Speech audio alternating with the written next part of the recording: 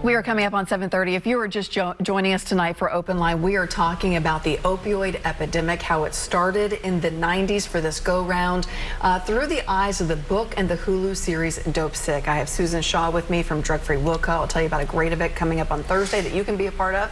And also Dr. Stephen Loyd, who had a hand in Dopesick coming to Hulu and the writing of it, an experience with opioid addiction. So let's get to our first phone call of the night, though. We have Scott on the line. Scott, thank you for your patience. Go ahead. Yes, ma'am. Hello, my comments for Dr. Loyd. Hello. Hello, go ahead. Dr. Loyd, my name is Scott, and I just want to thank you. After multiple spine surgeries, I was referred to Cedar Recovery, and I've been in therapy now for 8 months, and I've been drug-free for 8 months. Congratulations. And I just want to tell you thank you very much, and I so appreciate your program there. Scott, thank you, and I appreciate the call, and I'm glad you're doing well. It's good to hear. You said tonight, and the way you look at this is about hope. It is. Well, you know, to take, for instance, Scott there, and I don't know Scott, but Scott had back surgery, right? And so when I hear those stories that's how somebody got started, I often wonder, you know, when that first prescription was written, what did Scott's doctor tell him about that drug? And I'm not knocking the doctor. I'm just talking about there's a lack of education here and informed consent given to patients when you do this. What part of Scott's history did he look at to decide, you know, whether or not he was low, medium, or high risk to maybe potentially misuse this controlled substance? And then, you know, and then how did Scott go from that to where he had to come to see us? Because my goal for Scott will be he don't have to come to see us, right? Right. And so we get to talk about it a little more. Now that's protected health information, but those are always the questions I have, because there's so many people who got started just like Scott, and then Scott eventually winds up seeing us. He's doing very well now, but I'm sure that path wasn't easy. And is there a way that we could do a better job in the medical profession of educating our patients and forming a partnership so that we could start to prevent stuff like that? Because there are people out there that have legitimate pain issues that because of the opioid epidemic, it's become harder for them to get their medication, and that's not right either. Yes. You know what gave me huge pause when I was watching the Hulu series Dopesick, and they held up that sign that you see in so many doctors' office, and it's like the smiley faces, and they're like, what smile, you know, what face are you? Are you the big frowny, like tears coming out, or are you the smiley face to measure pain? And that was created by Purdue Pharma to sell this addictive drug, and it's still in doctors' offices today. It's like you couldn't make that up, right? I mean, it's such a multi-pronged approach to get this embedded in you know, in medicine, and so it's accepted. You know, I was working at a psychiatric hospital when I was in residency, right when I first started using, and this is a psychiatric hospital. But when people came in because of Joint Commission and the requirements, I had to ask them their level of pain, and then I had to address it.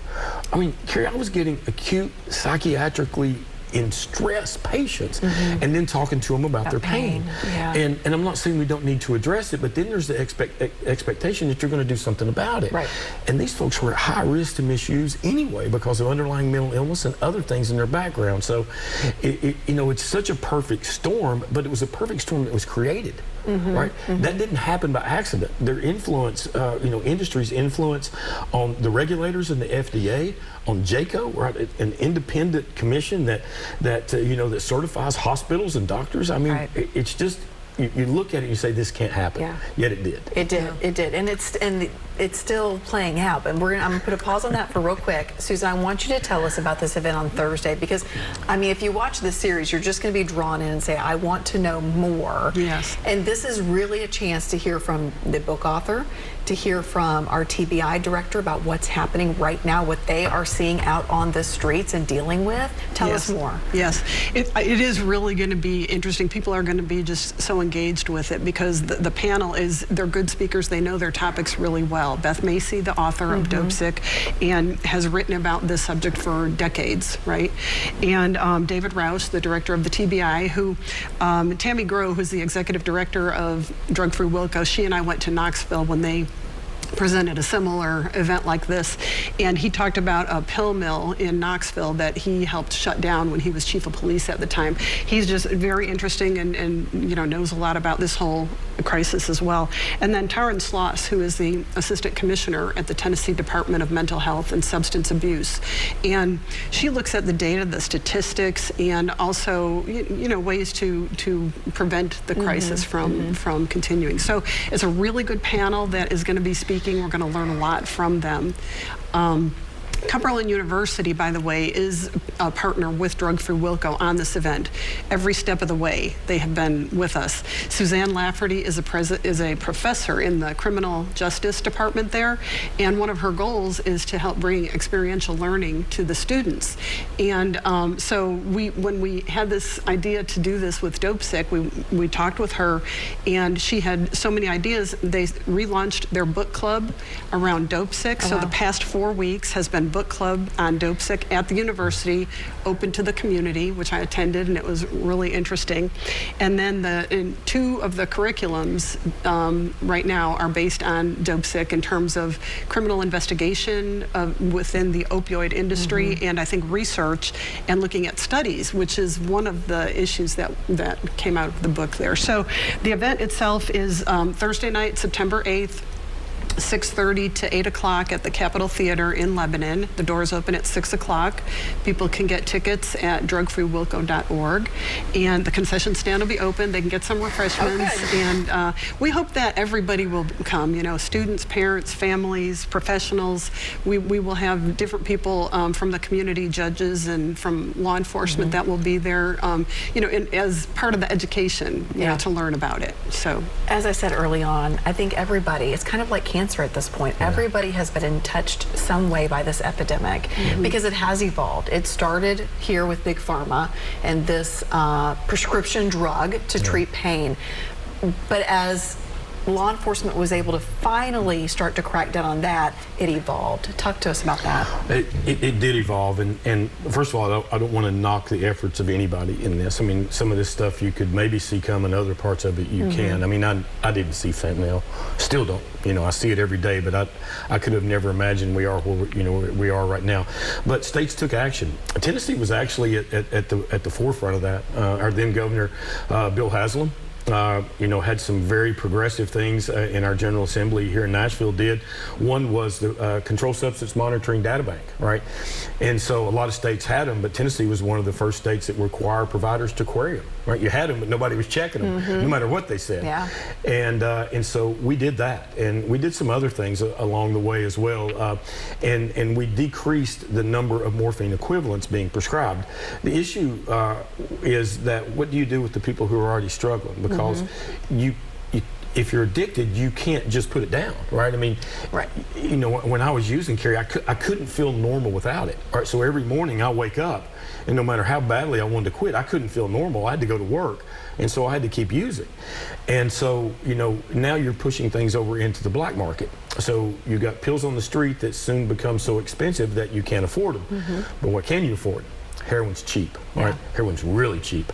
And then, you know, and then now we have fentanyl, you know, instead of the heroin. Most of the heroin that I see now is not heroin, it's fentanyl. And the reason for that is that fentanyl is even cheaper and easier to make, right? You don't need a field full of poppy plants that have got to hide from drug planes overhead. You need a chemist like Breaking Bad.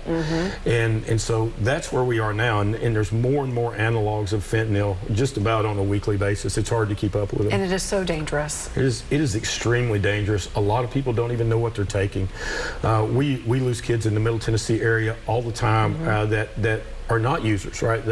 They go to a party and a friend has a pill and that kind of thing. And I'm not knocking anybody else. We just know that happens. And it looks just like the pill you get from your pharmacy. But it's not. It's fentanyl. And so instead of being 1.5 morphine equivalents, it's 100 morphine equivalents. Or it's 1,000 morphine equivalents. Yeah. And you die. Talk to me about your addiction. You've talked a little bit about how it started when you were ending your residency. Take us through that, and then I want to know what your breaking point was. What made you face this? Well, you know, the thing is that first day was 2.5 milligrams of hydrocodone. But the problem is that things we learn about in medical school, right? Tolerance. Yeah. So I needed more and more for less and less effect, and how that works in the brain, right? Your brain, when you're taking something from the outside, it makes more opioid receptors. So now you got to fill them up, so you need more drug. But the feeling that you're looking for, that relief feeling, is actually something called dopamine, and the dopamine receptors are going down the whole time. So more and more for less and less effect. And everybody who's ever been addicted knows exactly what I'm talking about. You just didn't know why. And so I did that. I remember the day, Carrie, that I went from using 1 a day to 2 a day. And I remember looking in the mirror going, this is a problem. And the first time I was ever dope sick, I didn't know what it was. I mean, I've been to medical school, right? And I could pick it out of a list of multiple choice, answers, but I didn't know what it was. And so I hadn't had any pills for about 24 hours, and I started to feel sick. And I went home and told my wife, I said, I'm feeling sick. I think I'm getting the flu. And I went upstairs and went to bed. The next morning, I'm shaking, sweats. I get my hands on some pills, and I'm better like that. And I was like, and it was a bad day, because from then on, I absolutely had to have it. Did your family know? Did your wife know? She knew something was wrong. My nursing staff knew something was wrong. My dad knew something was wrong, but nobody could figure out exactly why, because I wasn't mean. I did things I'm not proud of, but I wasn't mean.